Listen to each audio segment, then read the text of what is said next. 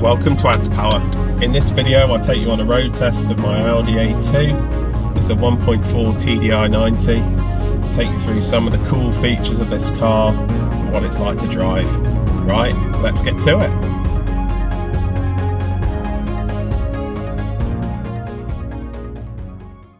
So let's take a walk around this Audi A2.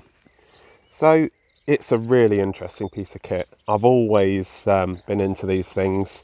You could say it's a bit of a guilty pleasure, but these are really cool cars, made of aluminium, so really innovative. And these come from a time in the late 90s when Volkswagen and Volkswagen Group were really pushing the envelope of engineering with certain projects, and this car was sort of one of the forerunners of those, I would say, kind of early noughties, really high-end engineered cars. So things like the Volkswagen Phaeton, the Audi A8, that was probably mid-90s, but kind of really high-end, beautifully engineered cars, and this is one of them. And these are available for buttons, really, so you're getting a beautiful piece of engineering for not a lot of money, at least in the UK. But designed by a chap called, and I'm hoping I'm pronouncing his name properly, but Luc Donkervolk. He went on to design such things as the Lamborghini Murcielago, the Gallardo. So we're an esteemed company in terms of designers, but a lovely design. It was inspired by a concept which came out in 1997, and I actually think the production car looks better than the concept. Real kind of classic design cues of the day from Audi. So those beautiful headlights, which you saw on the TT, various models, the shape of them you even saw in some of their race cars. You've got this lovely kind of aerodynamically rate windscreen going all the way back to this real stubby short tail with the spoiler on. It's all about aerodynamics. This car, being made of aluminium, being lightweight, weighs just under a ton. So, you know, that is light. This is a car which can carry 4 people. You can get a 5-seater option, but it's a light car. And for how nice it is inside and how comfortable it is, that really shows you the advantage of the aluminium chassis. But anyway, a lovely design car. Kind of like an MPV / hatchback thing. It sort of sits on its own, really. It's a sort of unique piece of kit. I guess the most similar competitor of the day was the Mercedes A-Class, but that just, I mean, it sold in much greater numbers, but an innovative car in its own right, but just not the same, I'd say, design. It's just a bit frumpy, really. You know, apologies to the Mercedes A-Class owners, that's my personal taste, but I really like these. I think for a small, practical hatchback, really interesting and some lovely details. So yeah, these headlights, starting to get the sort of 3D Audi effect you see today. Lovely little details inside. You've got the vent on the bonnet, that's for the heating inside, but just really nicely integrated. Single wiper, lovely bit of design. That, see that arm there, all specially engineered for this car. I love this ripple roof, just a really cool design cue. I actually looked for one with this roof. You can get them with panoramics opening roofs, but then you miss this cue, and this is like one of the key bits of the car, so really wanted that. As you move around to the back, look at the glass house of this car. Look how much glass area there is. It's really airy inside. But the tailgate, the glass comes all the way around, right up into the roof. When you open it, you have a massive tailgate opening. So really cool. And no wiper on it, but you get this really cool spoiler. And when you're driving, I mean, this bit just gets, when it's raining, just gets sort of fogged up. But this bit's always clear. So you've always got visibility out the back. So you don't really need a wiper. But yeah, really big glass area. You've got kind of plastic trim. Everything's fared in. So it all looks really neat. This one's got the forged 15-inch wheels, forged aluminium. I really like these. This is a lightweight car, and you want the lightweight wheels. It's less unsprung mass. It just seems to roll better. A nicer quality ride as well. So you've got the bigger tyres, bigger profile tyres. So yeah, I really look for one of these. These aren't in bad shape, these wheels. You do a little clean up, but they're not in bad shape. Often you see them, the lacquer's totally gone. This is quite a basic one. There's no fog lights on this thing. It's the basic spec, but still nice inside. But yeah, lovely, lovely little car. So I'll take you look at the bonnet flap. So you open this here.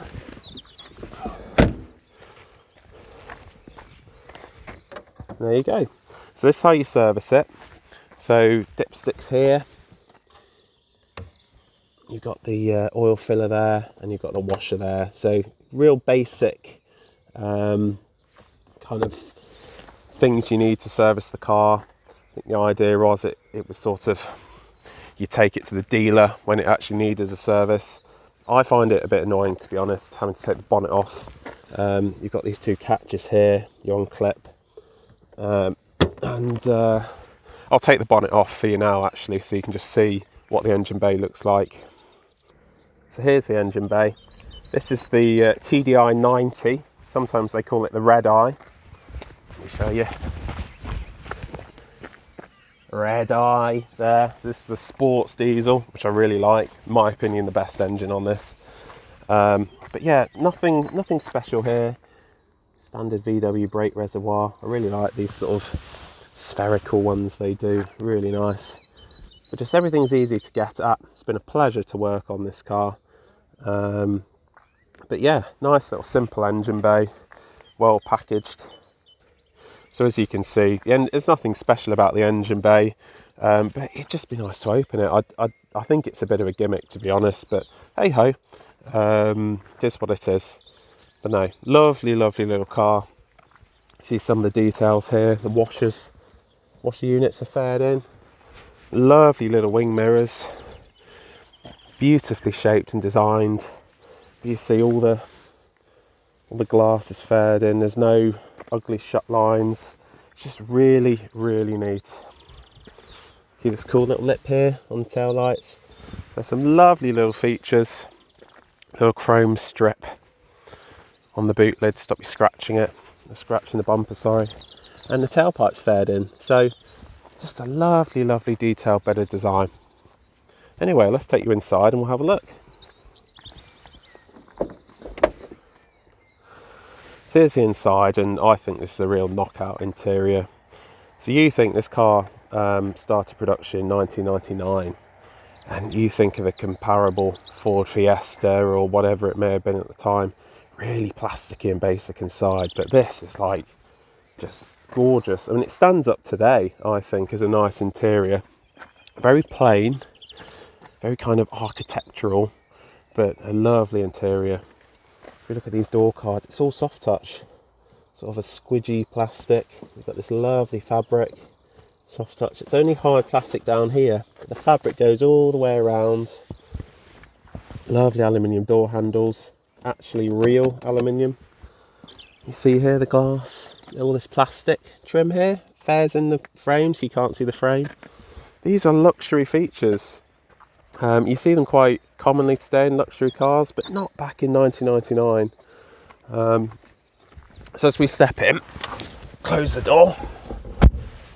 So this isn't a big car. I'm a 6'3" guy, and it is a bit tight. So you see that my seat's basically touching the rear See, there's probably 4 or 5 inches there. So it's not a big car, but it's comfy. But a lovely interior. It's, you see here, you got this lovely grab handle. It's all really high quality. That's the overriding impression. A lovely soft dash, really clear dials. Now I'll turn the lights on. You can't see it, unfortunately, but these light up white. So they're backlit white and needles are red. So common Audi colouring today, but back in the 1990s, white backlighting, that was the future. Everything was sort of green or red, so really nice and kind of stands up today as a modern interior.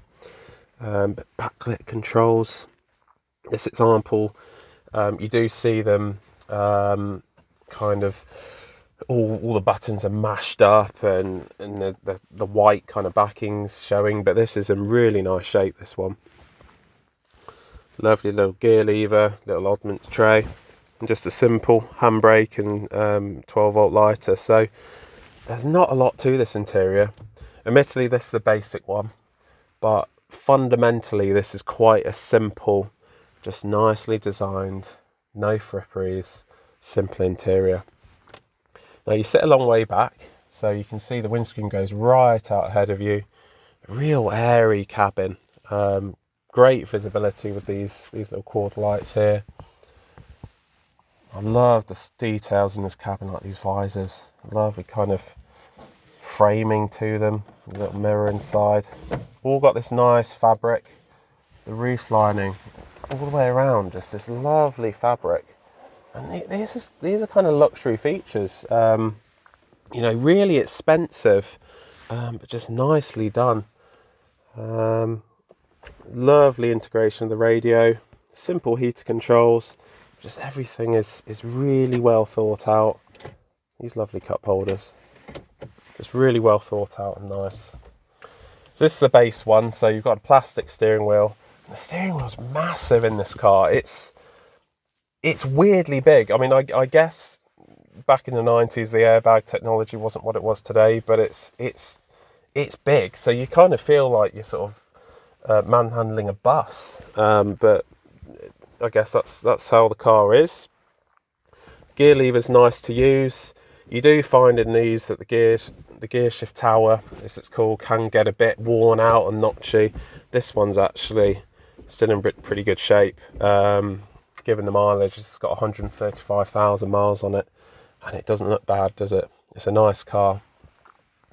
You've got things like, if I turn the lights on again, see that? They all light up, little backlit switches, so just really nice. I love the little details in this car.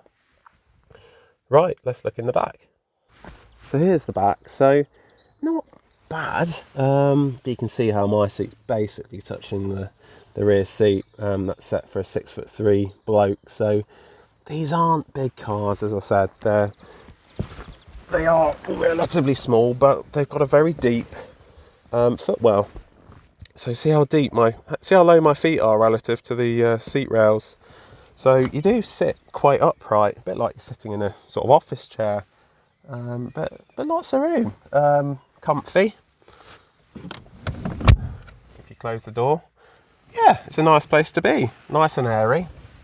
My head's just touching the ceiling, but it's not too bad. Got a little light there, really nice. Also backlit at night. And then there's the boot. So, you know, you can see everything's fared in. There's no exposed aluminium in this car. Look at that spoiler. Absolute speed and power.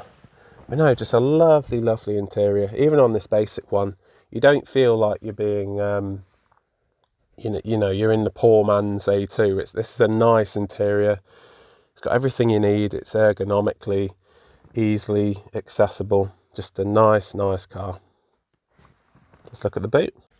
So here's the boot. So this one's actually got the double boot floor, which I haven't got fitted because it does annoy me, but it sort of sits on these rails. Look at these lovely little tie down straps, really nice. But you've got a floor here, little tie straps there, and then under here, let's tip on my camera equipment, you've got the battery. and the toolkit and the jack and a little air compressor. So this one's really original. It's still got all the bits. It's even got a little first aid kit. So yeah, this is a really nice car.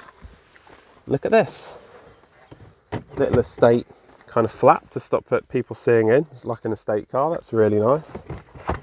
But again, look at these details. Everything's fared in. This is just sort of all cost in the car, which you could argue isn't really necessary, but it's there. Even this, I mean, this is fabric in the boot. It's just that's carpeted. It's just lovely, the levels they went to in terms of getting a really nice interior. Now the seats fold back, so you can fold them down, and then if you pull that lever, the whole thing folds up. So I'll show you that now. But a really practical car. Okay, I say I'm going to show you. When you fold it up, the headrest is hitting the front seat, but take it from me, you can you can fold those seats down and up, and you can actually lift them out. So this thing turns into a little van, which is really nice, really practical. But anyway, I think it's enough waffle. Let's get this car out on the road and we'll tell you what it's like to drive. Okay, so I've taken this thing out on some quieter roads, got it warmed up a bit. So as I said, this is the TDI 90, and the first thing you know about it is when you start it, it kind of bursts into life. This is not like a modern diesel engine. Lovely tuneful noise, but it's quite rattly, and it's quite kind of lumpy at idle. You're left in no doubt this is a diesel, but these engines are well known for lasting forever. And I love reading on the forums how people have achieved mega miles with these things. Really robust, but just really tuneful. So yeah, loads of torque. The 90 horsepower, so this is the higher horsepower diesel. You could get them in 1.2 litre flavours, you could get them in 1.4, 75 horsepower flavours, but this is the 90, so the high power, 170 pound-feet of torque. So I'm in second gear, about 20 miles an hour. I'm just going to put my foot down, and it just bursts forward. There we go, you know, you're straight up to nearly 40 mile an hour there. Tons of torque, and this thing feels quite sprightly, to be honest. It's at 170 pound-feet of torque. This thing book, I think, is 10.6 to 60. But yeah, oh, listen to that noise. But yeah, I mean, it really pulls.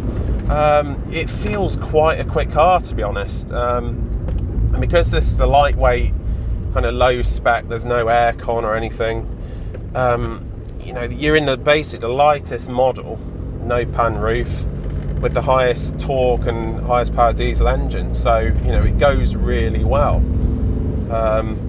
You can get them in 1.6 FSI petrols or 1.4 petrols, but those just, I think they've got their merits, but I think the ethos of this car is about high miles, or basically using as little fuel as possible, getting those really high MPGs, and the diesels suit that better. But yeah, gear change really nice. You've got a lovely glass house, you can see everything. You feel like you're in a fish tank, to be honest, but round town that just makes the car a real pleasure to drive. Really easy to place, even though you can't quite see the bonnet, you know it's quite close. Yeah, it's a pleasure to drive around. Really light steering, pedals are nicely placed, even though your clutch foot kind of sits a little bit sort of askew, but I'm just going to turn it around because we want to get out on some faster roads. But yeah, just looking around, it's so easy to place this car, so easy, really easy to modulate the clutch. But yeah, lovely sound.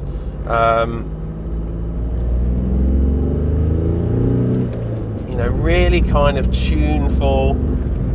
I love it. I really love these engines. Some people think they're just horrible rattle boxes, but I really like them. I think they're really fun. They're cool. And once they settle down, offload, so I'm pootling along 4th gear, 40 mile an hour, and it's nice and quiet. You can just hear a little ticking from the injectors in the background, but it's not unpleasant.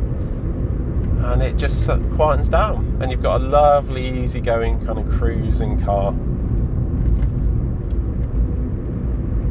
So the ride's quite soft. Well, I say soft. It kind of does have some float in this example. This has got 135,000 miles on it, so it's not in the first flush of youth. But I guess what I'm saying is it's not a firm ride. It's a little bit jiggly, but it does kind of have an easy-going nature about it. There's a little bit of body roll. There's a bit of kind of dive under braking. Not too much, but it's not a firm car. It's not really a sporty car. This car's about just easy-going cruising. Just got to clean the windscreen now. Look at this wiper. Just absolutely lovely. Just little details like that, but you feel like you're operating a quality device. Everything feels nice. Oh, my ears are popping going down this hill. It's that steep. Even with this plastic steering wheel, everything just feels solid, and it's just a pleasure. It's a pleasure to drive. I really enjoy driving this car. You definitely feel like you're hemmed in. It's quite small. The doors are quite close to you. And when we get onto these faster roads, what I notice as well at higher speeds, especially on the motorway, it does get blown about a bit by crosswinds. You're in quite a high-sided light car. The engine has a nice kind of tone when you sort of it revs back down again. Just a nice kind of whirring noise, just a real pleasure. So much character in this car.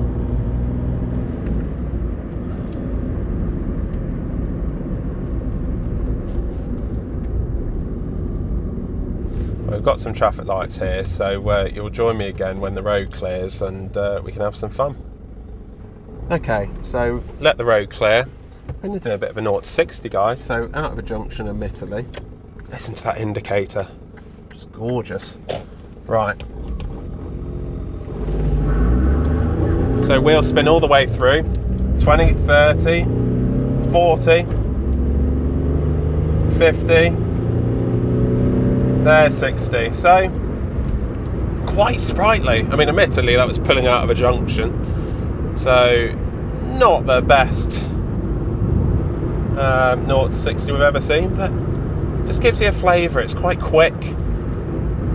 Gear shift's nice to use, nice and precise, even on this higher mileage one. But this isn't really a car for hooning. See here with this steering, this car's actually had the tracking done, but you've kind of got this level of play in it before anything really happens. It's all quite light. There's not a lot of feel really as a car to drive. You're sort of driving it based on the movements of the car rather than what you're feeling through the controls. But the brakes are good, plenty powerful enough. I mean, the car does fundamentally handle reasonably well, so there's a slight bit of roll, but nothing much. And the car does handle quite nicely, really. It's just a bit vague. You get the feeling it's not totally in its element on kind of being hooned along country roads, but that's fine. But then it settles down. Here we go, 60 miles an hour, and it's just nice and pleasant. So, how do you sum this car up? Well, as a piece of engineering, lovely. It's all about the chassis. Lovely aluminium space frame chassis. The running gear is nice and simple and cheap. It's kind of generic VW Group parts. So running this car has been very cheap, really. I wouldn't want to crash one and try and fix it, but in terms of just running it, we're in 2021 today. There's plentiful supply of cars being broken. It's just at that age where they're kind of bottoming out in value, and parts are just really cheap for them. So really cheap to run, simple to work on. This car has been totally reliable for me. I've done about, not a huge amount of miles on it, I've probably done about 4,000 miles on it, commuting to work and back, and it's been fine. No problems at all. And it's been an absolute pleasure. So I hope you enjoyed this video. Just a little review into my A2, and looking forward to taking you on some new adventures now that lockdown's finishing, and look forward to seeing you soon. Take care.